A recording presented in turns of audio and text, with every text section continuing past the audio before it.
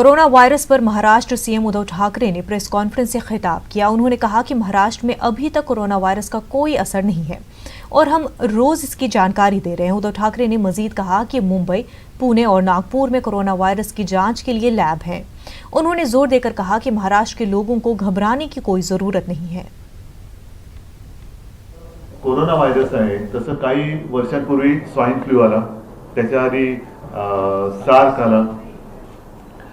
हे virus येतात, आल्यानंतर आपली तयारी नसते, नवीन व्हायरस असतात, त्याची माहिती घेऊन त्याला प्रतिबंध कसा करायचा, उपचार कसा करायचा याच्यावरती एक अवधी लागतो। पण तोपर्यंत बरंचसं नुकसान काही वेळेला झालेलं असतं।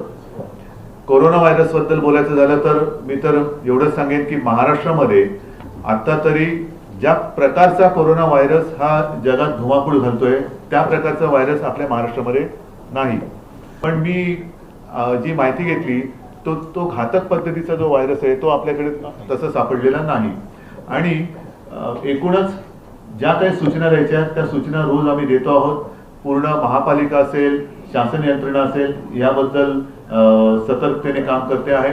आपल्याकडे सुद्धा आता जी टेस्ट असते कोरोना हे निगेटिव्ह पॉझिटिव्ह आहे की नाही, तर त्याच्यात आता आपल्या राज्यामध्ये 3 ठिकाणी या टेस्ट होत आहे। एक पुण्याला होते NIV मध्ये, दुसरं आपल्या मुंबईमध्ये कस्तुरबामध्ये होते आणि तिसरं नागपूरला इंदिरा गांधी मेडिकल कॉलेजमध्ये होते। ह्या 3 महाराष्ट्र हुकूमत में वजीर अशोक चौहान के मुताबिक रियासत में कोरोना वायरस का एक भी पॉजिटिव मामला सामने नहीं आया है। चौहान के मुताबिक रियासत में कोरोना वायरस की रोकथाम के लिए बड़े पैमाने पर इक़दामात उठाए गए हैं। वायरस के वजह से काफी चिंताजनक परिस्थिति पूरे विश्व भर में है। हम तो देख रहे हैं कि अन्य देशों में इसकी जो लागत है वो बड़े पैमाने पे हुई है। देश में भी जो लोग आ रहे हैं उनके बारे में भी जब टेस्ट किया कहीं पर पॉजिटिव निकले हैं। संख्या अभी तक सीमित है, पर महाराष्ट्र में हमारी किस्मत है कि अभी तक कुछ इतनी मामला आगे नहीं बढ़ा है, पर बोल नहीं सकते हैं क्योंकि आखिर ये वायरस है और इसके लिए प्रिवेंटिव मेजर्स जो है वो राज्य सरकार ने बड़े पैमाने पर हाथ में लिए हैं। हॉस्पिटल्स उसको इक्विप किए गए हैं। प्रिवेंटिव मेजर्स के तहत लोगों को अवगत किया जा रहा है कि डूज एंड डोंट्स क्या करना चाहिए और क्या नहीं करना चाहिए। इसके बारे में सरकार ने अपनी भूमिका लोगों को जागरूक करने के बारे में सतर्क करने के लिए सभी एक एडवाइजरीज सरकार ने जारी की है। नांदेड़ में बशारत हुसैन नामी नौजवान को कोरोना वायरस से मुतासिर होने के अंदेशे को देखते हुए सरकारी अस्पताल के एक खसूसी वार्ड में भर्ती किया गया। कोरोना वायरस से मुतासिर है या नहीं ये जानने के लिए मुतासरा शख्स के टेस्ट किए गए, जिसकी रिपोर्ट नेगेटिव बताई गई। बशारत हुसैन नांदेड़ जिले के लोहा तालुके का रहने वाला है और मुलाजमत के लिए वो बहरीन गया हुआ था। बहरीन में कोरोना वायरस के फैलने की इतलात मिलने पर नौजवान अपने वतन वापस लौट आया। यहाँ आने के बाद अचानक उसकी तबीयत खराब हो गई, जिसकी वजह से उसको कोरोना वायरस का शिकार होने का अंदेशा जाहिर किया जा रहा था। ताहम रिपोर्ट नेगेटिव आने से लोगों ने राहत की सांस ली है। कोरोना वायरस में मुब्तला होने वाले मरीजों की शिनाख्त कैसे की जाती है और उसकी बीमारी के अलामात के बारे में नांदेड़ के माहिर डॉक्टर अब्दुल रफीक ने कुछ इस अंदाज में मालूमात दी। अब हम देखेंगे कि इसके साइंस और सिम्टम्स क्या है। पेशेंट को जो है इसमें बुखार, सर्दी, ज़ुकाम, बदन दर्द, सर दर्द वगैरह होता है, जैसे कि आम वायरल बुखारों में होता है, और लूज मोशंस भी हो सकते हैं। और सीरियस केसेस में पेशेंट को सांस लेने में तकलीफ़, निमोनिया और मल्टी ऑर्गन फेलियर यानी कि लीवर में, किडनी में ख़राबी वगैरह हो सकती है। ये जो है फैटल केसेस रहते हैं, इन्हें ICCU लगता है और डेथ्स भी इन्हीं में से होते हैं। केस फैटेलिटी रेट इस बीमारी का 2% है, यानी कि 100 लोगों को अगर इन्फेक्शन हो जाए तो 2 लोगों को इसमें मौत होती है। 98 लोग इसमें से नॉर्मल रिकवर हो जाते हैं। मुल्क भर में कोरोना वायरस का असर बढ़ता जा रहा है। मालेगांव शहर के सिविल वार्ड और अली अकबर जैसे सरकारी अस्पतालों में आइसोलेटेड वार्ड बनाए गए हैं। इसके अलावा उन ममालिक पर जहां पर कोरोना वायरस फैल चुका है, उन ममालिक से आए मालेगांव के 3 लोगों को मकामी महकमे सेहत ने अपनी निगरानी में रखा है। कोरोना वायरस का मजीद फैलाव ना हो सके, इसके लिए मालेगांव शहर में महकमे सेहत आमा ने अवामी बेदारी मुहिम शुरू की है। शहर के चौक चौराहों नुक्कड़ों पर डिजिटल होर्डिंग आवेज़ां की गई हैं, जिस पर कोरोना वायरस से बचने के लिए एहतियाती तदाबीर इख्तियार करने की हिदायत दी गई है। वहाँ से मालेगांव में 3 पैसेंजर्स आए हैं। वो 3 लोगों के ऊपर हमारी कड़ी नज़र है। वो घर में उनके जाके डेली उनकी हलचल पूछी जाती है। उसमें फीवर, कफ, उसके साथ साथ अगर ब्रेथलेसनेस ऐसी बीमारी होती है नहीं होती, उसके ऊपर ध्यान रखा जा रहा है। औरंगाबाद म्युनिसिपल कॉरपोरेशन में MIM के कॉरपोरेटर अब्बुल हसन हाशमी की रुकनियत एक दिन के लिए मुअत्तल कर दी गई। म्युनिसिपल कॉरपोरेशन की जनरल बॉडी मीटिंग में अब्बुल हसन हाशमी ने कचरे के मुद्दे पर मेयर नंद कुमार पर रेड्डी कंपनी के साथ साजबाज का इल्ज़ाम आयद किया और कंपनी का टेंडर मनसूख करने का मुतालबा किया, जिस पर काफ़ी हंगामा हुआ। मेयर नंद कुमार ने MIM के इल्ज़ामात को मुस्तरद कर दिया है। ताहम कहा कि रेड्डी कंपनी की मुबैना बदअनवानी की जांच की जा रही है और मुनासिब एक्शन लिया जाएगा।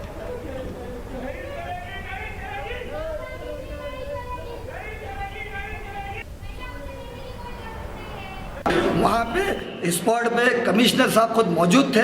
उन्होंने गाड़ी पे चढ़ के ऊपर चढ़ के उन्होंने देखा कि उसके अंदर जो है कचरा नहीं था, उसके अंदर जो है वजन को बढ़ाने के लिए रेती खड़ी रबर डाली गई थी।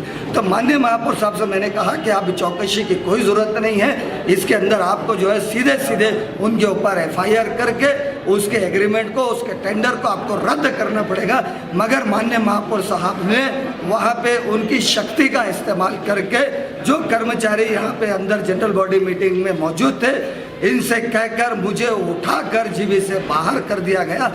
जो पार्टी है ये बेबुनियाद आरोप करने की इनको एक आदत है। इनको शायद पता नहीं, कमिश्नर ने FIR दर्ज किया, चौकसी समिति नियुक्त की और बिलावजह अपने स्वार्थ के लिए किसी को अड़चन में लाना, ये मैं मुनासिब नहीं समझता। चौकसी समिति का अहवाल आएगा, उसके बाद में जो दोषी पाया जाएगा उस पर जरूर कार्रवाई होगी। दिल्ली के शाहीन बाग की तर्ज पर महाराष्ट्र के उदगीर में गांधी गार्डन में शुरू किया गया खवातीन का एहतजाजी धरने को आज 44 दिन मुकम्मल हो गए हैं। इस मुजाहरे में कसीर तादाद में खवातीन शिरकत कर रही हैं। एहतजाज में कौमी यकजहती और भाईचारे पर जोर दिया जा रहा है। आज यहाँ stand up comedian Rahman Khan पहुंचे और खवातीन की हौसला अफजाई की। अपने खिताब में रहमान खान ने दिल्ली फसाद के दौरान पेश आए भाईचारे और कौमी यकजहती की मिसालों को पेश किया और मुल्क के तमाम मज़ाहिब के लोगों से फ़िरका परस्त सियासत से बचते हुए मुल्क की गंगा जमनी तहजीब को फ़रोग देने के लिए काम करने की अपील की। इस एहतजाज में शहर के खवातीन ही नहीं बल्कि आसपास के देहात के खवातीन भी कसीर तादाद में शिरकत कर रही हैं, जिनमें तमाम मजहब की खवातीन शामिल हैं। अब इन एहतजाजी खवातीन को रियासत के वज़ीर आला उद्धव ठाकरे से उम्मीद है कि वो जल्द ही रियासत में NPR के निफाज को मनसूख कर देंगे।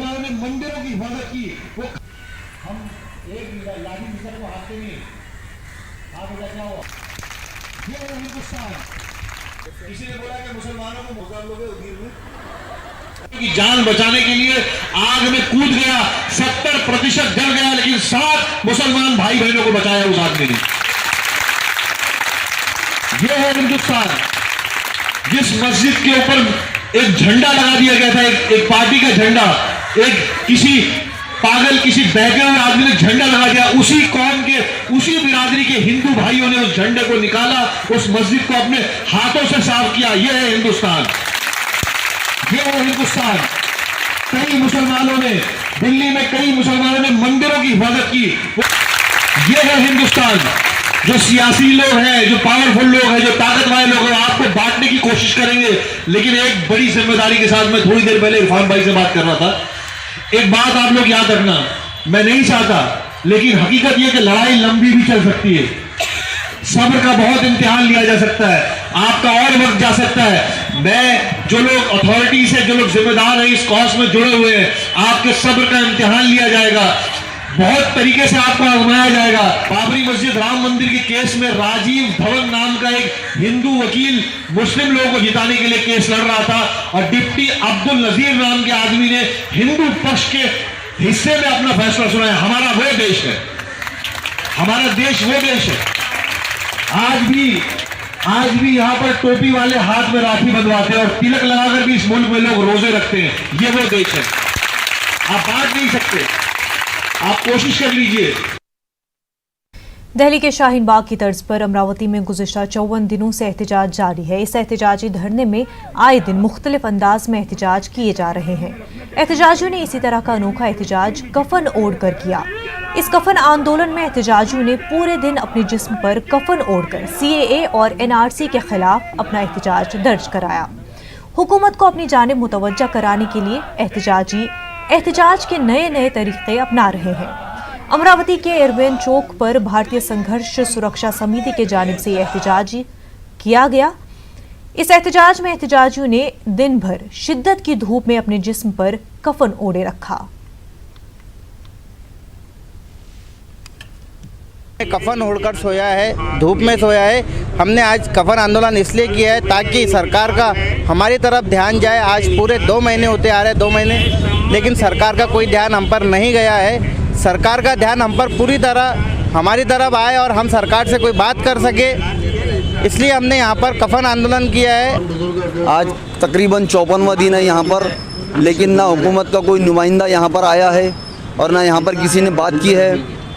हमारा संविधान पे भरोसा है, लेकिन हमें ऐसा लगता है कि हम यहाँ पर अजनबियों की तरह ज़िंदगी जी रहे हैं। जलगांव के जिला कलेक्टर ऑफिस के रूबरू पिछले 2 महीनों से शाहीन बाग की तर्ज पर एहतजाज जारी है। इस एहतजाज के दौरान नए नए तरीकों से अवाम को शहरिया तरमीम कानून और NRC के ताल्लुक से बेदार किया जा रहा है। जलगांव मुस्लिम मंच और जलगांव जिला एक्शन कमेटी की जानिब से एक अलामती डिटेंशन कैंप बनाया गया।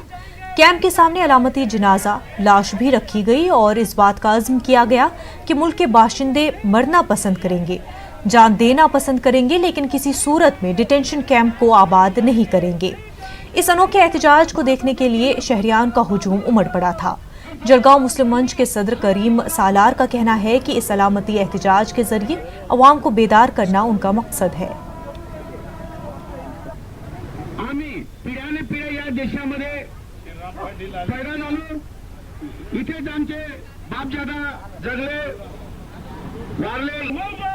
जनाजे रखे हैं, ये भी एक झांकी है, इसमें अभी कोई मरा नहीं है, लेकिन हम यहाँ के इस मुल्क के ये काले कानून के बनाने वालों को ये मैसेज देना चाहते हैं कि हम मरना पसंद करेंगे, लेकिन डिटेंशन कैंप में जाना पसंद नहीं करेंगे। हमने आज ये किया है फैसला कि हम मौत को अपनाएंगे, लेकिन किसी तरह एनपीआर का बायकॉट करेंगे और किसी तरह भी हम मौत को अपना लेंगे, लेकिन डिटेंशन कैंप नहीं जाएंगे। ये हमारी आज की ये है, ये हमारे जलगांव के सभी हिंदू मुस्लिम भाइयों को और आपके माध्यम से पूरे भारतवर्ष को हम ये बताना चाहते हैं। मालेगांव शहर में NRC CAA के खिलाफ सुन्नी काउंसिल की क़यादत में जारी ख़वातीन का धरने को आज 43 दिन मुकम्मल हो चुके हैं। इस एहतजाज में रोज़ाना हज़ारों की तादाद में ख़वातीन शामिल होती हैं और अनोखे अंदाज में एहतजाज करती हैं। इंडिया गेट को अलामती तौर पर बनाया गया। गेट का इफ्तिताह मकामी सूफियों के हाथों किया गया और सूफियों के तौर तरीक़े के मुताबिक इंडिया गेट के नीचे बैठकर लुबान की धुनी दी गई।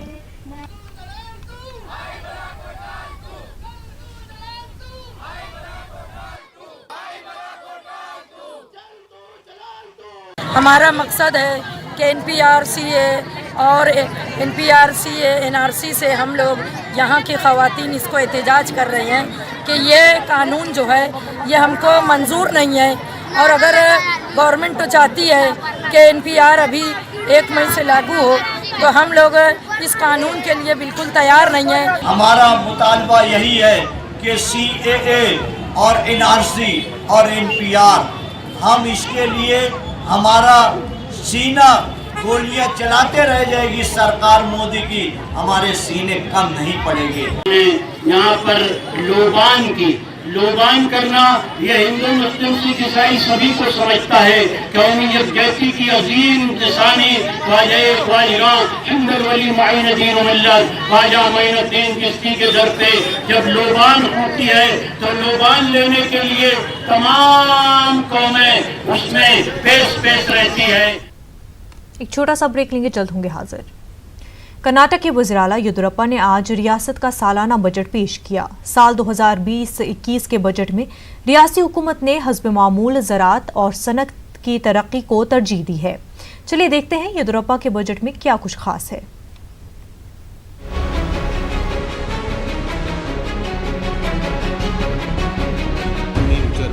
कर्नाटक के वज़ीर आला BS येदियुरप्पा ने आज वज़ीर खजाना की हैसियत से रियासत का सालाना बजट पेश किया।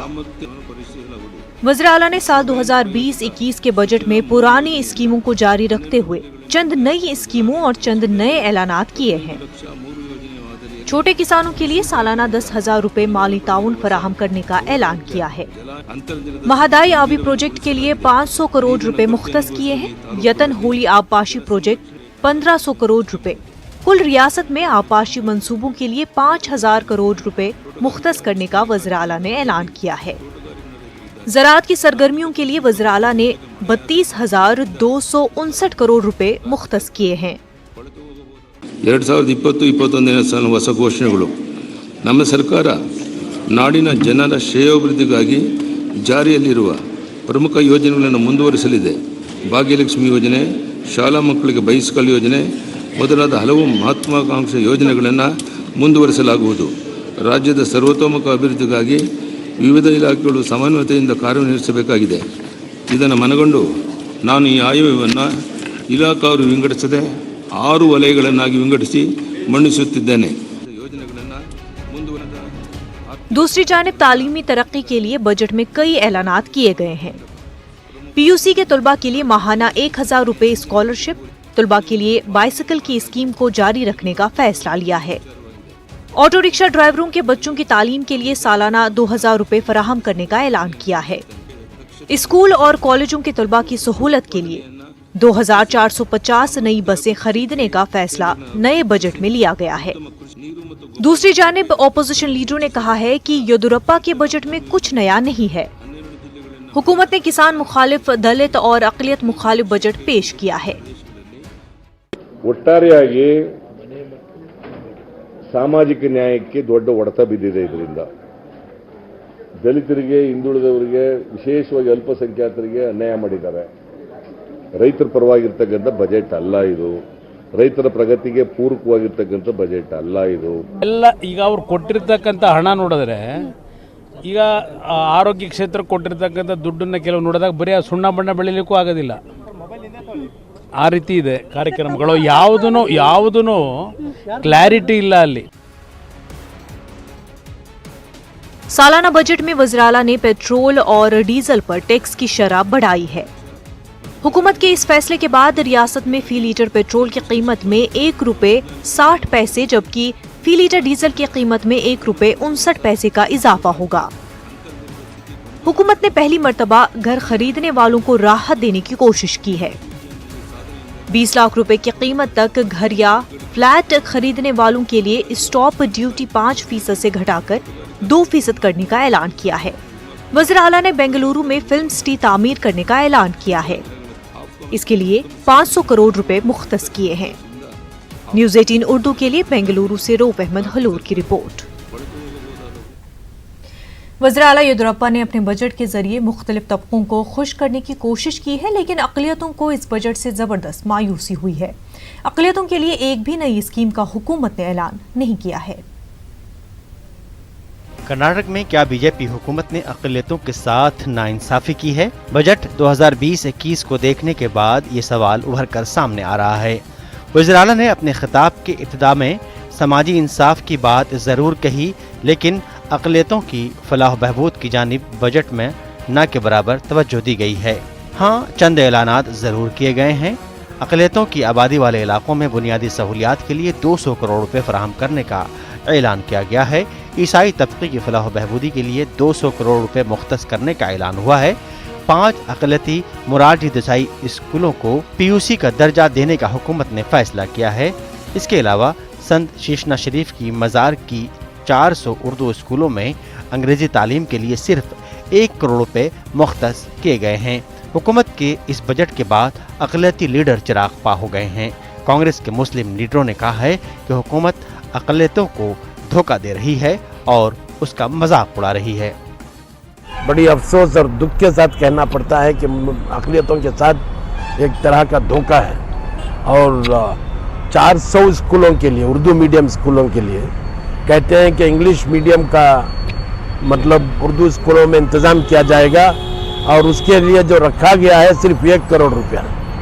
तो इससे पता चलता है कि ये लोग हमारे साथ मजाक करना चाहते हैं। जहाँ के कोई जितने भी इनके जो दूसरे जो इंस्टीट्यूशंस हैं, जितने जो मड्स हैं, उनको 20 करोड़ 10 करोड़ 20-25 करोड़ रुपया देने के लिए पीछे नहीं हटते।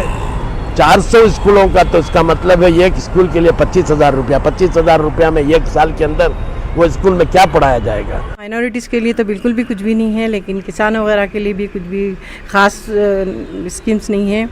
और जो कल्याण कर्नाटक के लिए है वो भी कोई बड़े स्कीम्स वगैरह कुछ भी नहीं है इसमें, क्योंकि येडियुरप्पा साहब प्री बजट बुलाए थे माइनॉरिटीज़ का, तो हम लोग को उम्मीद जागी थी कि शायद कुछ ना कुछ करेंगे उन्होंने, लेकिन अब आज बजट सुनने के बाद तो बिल्कुल भी मायूसी हुई है।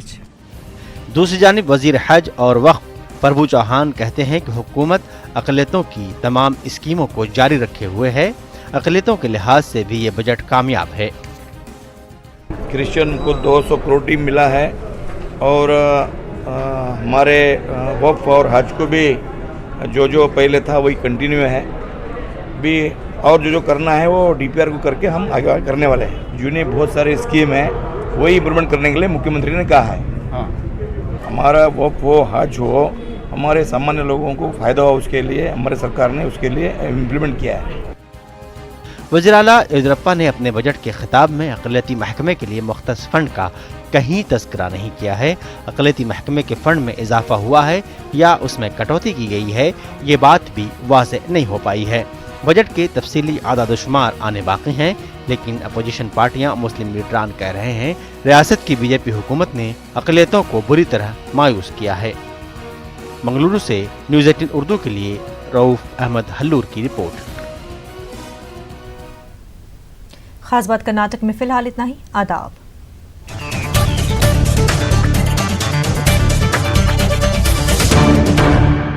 कोरोना वायरस का कहर, मुल्क मुल्क शहर शहर। चीन से हुई शुरुआत, अब इंडिया में भी फैला जहर। अवाम में बेचैनी, कैसे थमेगी मौत की ये लहर। कोरोना से बचाव के लिए सरकार नहीं छोड़ रही कोई कसर। हमारी